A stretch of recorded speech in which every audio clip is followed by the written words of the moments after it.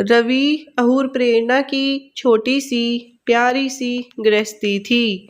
शादी को 6 साल हो गए थे। मधुर संबंध और प्रगाढ़ हो रहे थे। अनंत 2 साल का हो गया था। अब एक और मेहमान बस 4-5 महीनों में आने वाला था। खुशी खुशी जीवन की बगिया महक रही थी। रवि प्रेरणा का बहुत ख्याल रखता था।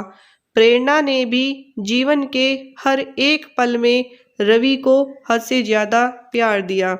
शादी के 5 साल बाद भी यूं लगता कि जैसे अब भी दोनों प्यार में हैं और जल्द से जल्द एक दूसरे के जीवन साथी बनना चाहते हैं। रिश्तेदारों और करीबी दोस्तों के अलावा शायद ही कोई समझ पाता था कि दोनों पति पत्नी हैं। हाँ, अनंत के कारण भले ही अंदाज लगा लेते थे, वरना नहीं।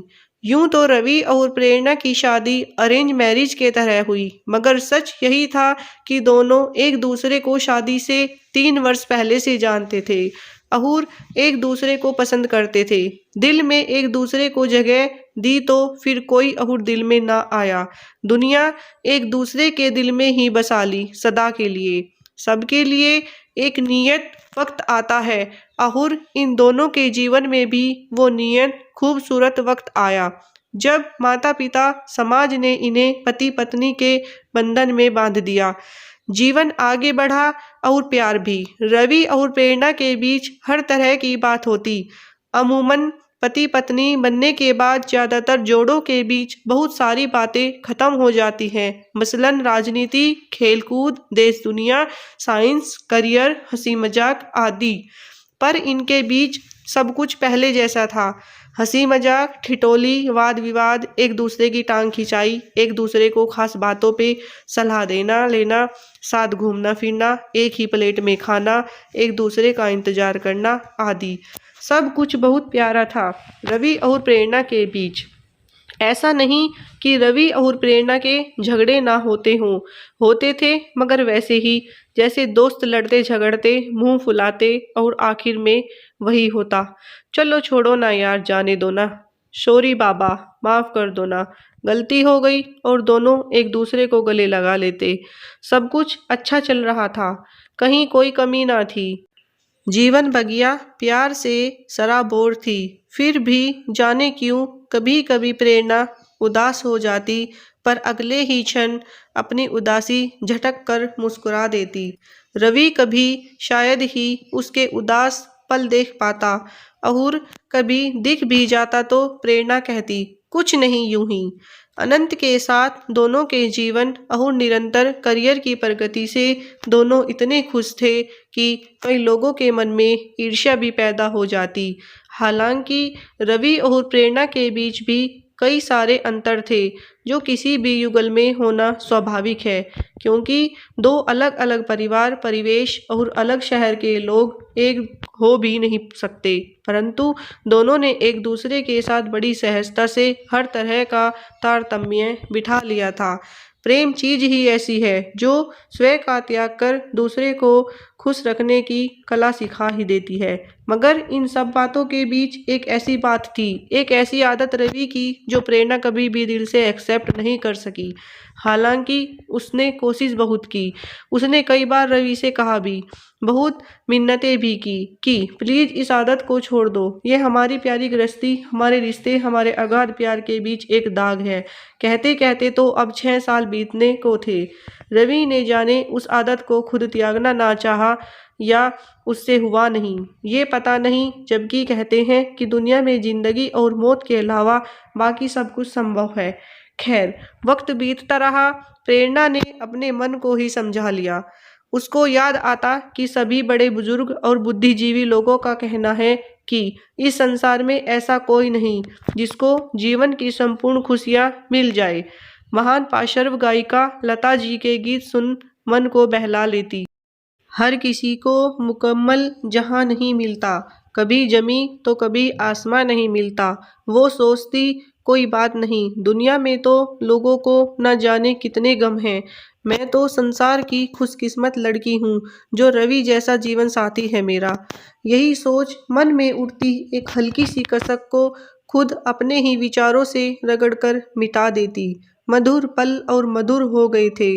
नन्हे मेहमान के आगमन में बस 2 महीने की देरी थी। रवि जल्दी घर आता, प्रेरणा को बहुत बहुत प्यार देता। अनंत भी खुश था क्योंकि उसको बताया गया कि मम्मी तुम्हारे लिए जल्दी ही एक बहुत ही सुंदर गुड्डा या गुड़िया लेने जाएंगी, जो तुम्हारे साथ खेलेगा भी, दौड़ेगा भी और बातें भी करेगा। अनंत को गोद में लिए रवि प्रेरणा के साथ बैठ घंटों दुनिया जहान की बातें करता। प्रेरणा हर वक्त खुश थी, पर कभी-कभी अनायास पूछ बैठती, रवि, तुम सच में अपनी आदत नहीं छोड़ सकते? रवि उसके हाथ थाम फिर वही बात दोहरा देता जो पिछले 6 साल से कह रहा था, बस 2-4 दिन दे दो मुझे। सच कहता हूँ, इस बार पक्का तुम्हें शिकायत का मौका नहीं दूंगा। प्रेरणा कसक भरी मुस्कान के साथ सर हिला देती, ओके प्लीज, इस बार जरूर। रवि प्यार से प्रेरणा के माथे को चूम लेता, कभी गालों पर थपकी देकर कहता, इस बार पक्का, प्रॉमिस। बात फिर खत्म हो जाती। एक शाम अचानक प्रेरणा का दिल बहुत किया कि आज आइसक्रीम खाने चलते हैं। वैसे भी 2-3 महीने से कहीं बाहर निकली नहीं थी। रवि ने कहा, मैं घर पे ही ले आता हूँ। प्रेरणा नहीं मानी। तीनों तैयार होकर आइसक्रीम पार्लर चले गए। आइसक्रीम खाते हुए बहुत खुश थे तीनों। होनी कुछ और लिखी गई थी जिसका समय नज़दीक था। तीनों घर वापस आए। अनंत तो खेलकूद कर निढाल होकर आते ही सो गया। प्रेरणा के दिल में आज फिर एक सोई हुई ख्वाहिश जागी। उसने रवि का हाथ पकड़कर अपनी ओर प्यार से खींचते हुए कहा, रवि, सुनो ना एक बात, इधर आओ तो जरा। पर रवि ने पुरानी आदत के अनुसार हाथ छुड़ाते हुए कहा, रुको प्रेरणा, बस 5 मिनट, मैं अभी आया। बस अभी तुम्हारे ही पास आकर बैठता हूँ, कहकर रवि बालकनी में चला गया और सिगरेट पीने लगा। अचानक ही प्रेरणा की तेज चीख सुनकर रवि दौड़ा। प्रेरणा वॉशरूम में लहूलुहान पड़ी थी। अब बस उसकी आंखें कुछ रह थी। वह उसके मुंह से कोई आवाज नहीं निकल पड़ी थी। रवि के प्राण ही सूख चले। उसने घड़ी भर बिना देख किए हुए एम्बुलेंस बुलाया और प्रेरणा को कुछ ही पल में हॉस्पिटल पहुंचाया गया। तत्काल इलाज शुरू हुआ। रवि तब तक अपने माता पिता और प्रेरणा के घर वालों को भी खबर कर चुका था। सभी आ गए। सभी प्रेरणा के लिए चिंतित और दुखी थे। उधर अनंत घर में अकेला था। सिर्फ नौकरों के भरोसे छोटा बच्चा नहीं रह सकता, इसलिए रवि की माँ को घर जाना पड़ा। इधर डॉक्टर्स प्रेरणा की कंडीशन को अभी भी खतरे में बता रहे थे। बच्चा पेट में खत्म हो गया था। डॉक्टर ने ऑपरेशन कर दिया था और अब प्रेरणा को बचाने की कोशिश में जुटे थे। थोड़ी देर में अनंत को लेकर माँ पुनः हॉस्पिटल आई। माँ ने रवि के हाथ में एक पेपर देते हुए कहा, ये तकिए के नीचे रखा था शायद। अनंत के हाथ में खेलते हुए आ गया। कोई जरूरी चीज हो शायद, ये सोच मैं लेते आई। माँ पढ़ना नहीं जानती थी, सो रवि पढ़ने लगा। उसने पहचान लिया, ये प्रेरणा की लिखावट थी और जगह जगह स्याही ऐसे बिखरे हुए थे कि लग रहा था उसने रोते रोते ही ये सब लिखा है। अरे ये तो अभी शाम को लिखा है उसने, क्योंकि प्रेरणा की आदत सभी जानते हैं। वो कुछ भी लिखती है तो उस पे अपने साइन करके नीचे तारीख और समय भी लिखती है। मतलब कि जब रवि थोड़ी देर के लिए सिगरेट पीने बालकनी में गया था, तभी प्रेरणा ने ये लिखा था। रवि पढ़ने लगा, पता है रवि, जब प्यार में हम दोनों सराबोर हुए थे पहली बार, जब हम पहली बार अपने अपने दिल की बात एक दूसरे से कहने को मिले थे, जो शायद हमारे प्यार की पहली ही शाम थी। उस दिन हमने समंदर किनारे बने उस कॉफ़ी होम में समंदर की लहरों को साक्षी करके एक दूसरे से पूछा था कि हम एक दूसरे को ऐसा क्या दे सकते हैं जो सच में बहुत नायाब हो। मैंने कहा, पहले आप कहो रवि, याद है रवि आपने क्या कहा था? आपको तो शायद याद ही नहीं है, लेकिन मैं एक पल भी नहीं भूली। आप ही ने कहा था रवि कि मैं तुम्हारे सांसों से अपनी सांसों को जोड़ना चाहता हूँ। बोलो, दोगी मुझे ये तोहफा? मैंने आपकी आंखों में प्यार की सच्चाई देखी थी।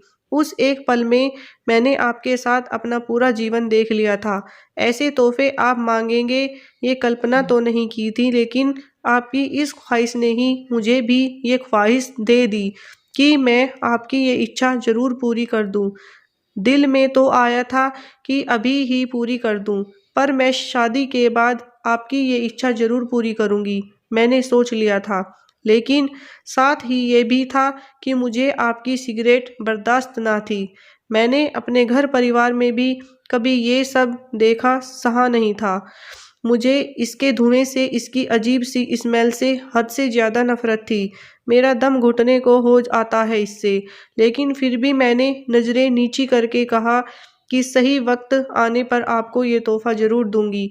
आपकी आँखें खुशी से चमक उठी थी। मुझे बहुत अच्छा लगा था रवि। फिर आपने मुझसे पूछा कि तुम्हें मुझसे क्या चाहिए? याद है रवि? मैंने एक ही चीज़ माँगी थी। रवि, आप ये सिगरेट पीना छोड़ दो। इसके अलावा मुझे सारी ज़िंदगी कुछ और नहीं चाहिए। आपने कहा, बस 1 सप्ताह बाद तुम मुझे सिगरेट पीते नहीं देखोगी। मैं कितनी खुश हुई थी, आप इसका अंदाज़ा नहीं लगा सकते। लेकिन आपने पलटकर ये नहीं पूछा कि मुझे यही तोहफ़ा नायाब क्यों लगा। मैंने बताया भी नहीं। जानते हो रवि, क्यों? यही माँगा था ना मैंने, ताकि मैं आपकी ख्वाहिश पूरी कर सकूँ। हाँ रवि, आपकी साँसों से अपनी साँसों को जोड़ने की ख्वाहिश मेरे मन में भी जग चुकी थी, पर आपकी सिगरेट ने मुझे ये कभी करने ना दिया। मुझे आपसे बहुत प्यार मिला है रवि, बहुत सम्मान मिला है। सच है कि आपको जीवन साथी पाकर मैं जहान में खुद को सबसे ज़्यादा खुशनसीब पाती हूँ। हमारे प्यार के अनगिनत पल हैं रवि। हमारी एक दूसरे से नज़दीकियाँ तो शरीर और आत्मा की तरह है रवि। पर बेहद अजीब है ना कि इतने करीब होकर भी वो पल नहीं पाया कि मेरा वादा और मेरी एक छोटी सी ख्वाहिश पूरी हो सके। शादी के बाद इन 6 सालों में आपने मेरे लिए बहुत कुछ किया, पर अफ़सोस मेरी एक छोटी सी ये ख्वाहिश आज भी अधूरी है। कितनी बार मैंने चाहा, मगर हर बार जब भी आपकी सांसों के हम कदम बनना चाहा, हर बार वही सिगरेट की अजीब सी गंध ने मुझे मुंह फेर लेने पे मजबूर किया। लेकिन आपने कभी समझने को कोशिश नहीं की।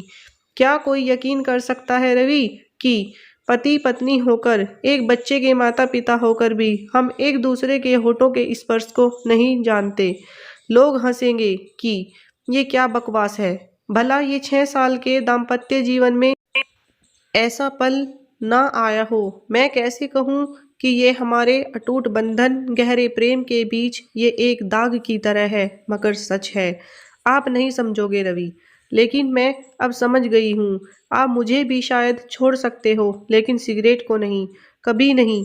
मैं फिर आज इसलिए लिख रही हूँ रवि, क्योंकि आज हद से ज़्यादा दिल मचल गया था और लगा था कि आपने आज तो बहुत देर से सिगरेट नहीं पी है। शायद आज एक बार ही सही मेरी ख्वाहिश पूरी हो जाएगी। लेकिन आज भी आप हाथ छुड़ाकर सिगरेट उठाकर चल दिए। मैं रोना चाहती हूँ, चीख-चीख कर, पर नहीं रो सकती। शायद हमारे अगाध प्रेम में ये शोभनीय नहीं होगा। मैं बाँटना चाहती हूँ अपना ये दर्द, मगर क्या ये किसी से कहना उचित लगेगा? बेहद अपमानित महसूस करने लगी हूँ आपकी सिगरेट के सामने अपने आप को। कोई तरीका नहीं है मेरे पास अपने इस अधूरी ख्वाहिश का दर्द बांटने के लिए, सिवाय इसके कि पन्ने पे उतार कर दिल हल्का कर लूं। जबकि जानती हूँ पहले की ही तरह कुछ देर बाद इसको भी फाड़ कर फेंक दूंगी, पर कोई बात नहीं, दिल तो हल्का हो जाता है। I love you Ravi, love you always. पढ़ते पढ़ते रवि बेहिसाब आंसुओं में डूब गया।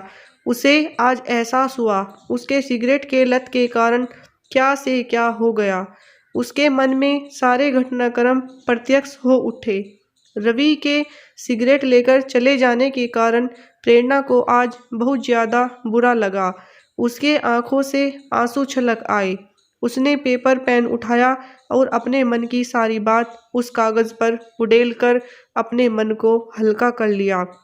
जब तक रवि सिगरेट खत्म करके कमरे में वापस आने वाला था, प्रेरणा का चेहरा आंसुओं से भीग गया था। वो उठकर मुंह हाथ धोने चली गई। जब वो वॉशरूम से वापस आने लगी, ना जाने कैसे उसका पैर फिसल गया। ये उसकी संतप्त मन की दशा थी या महज प्रेगनेंसी के कारण उसको चक्कर आ गया होगा, या कि उसकी जीवन की इतनी ही अवधि तय थी। ये तो परमात्मा को ही पता था, या फिर खुद प्रेरणा को ही।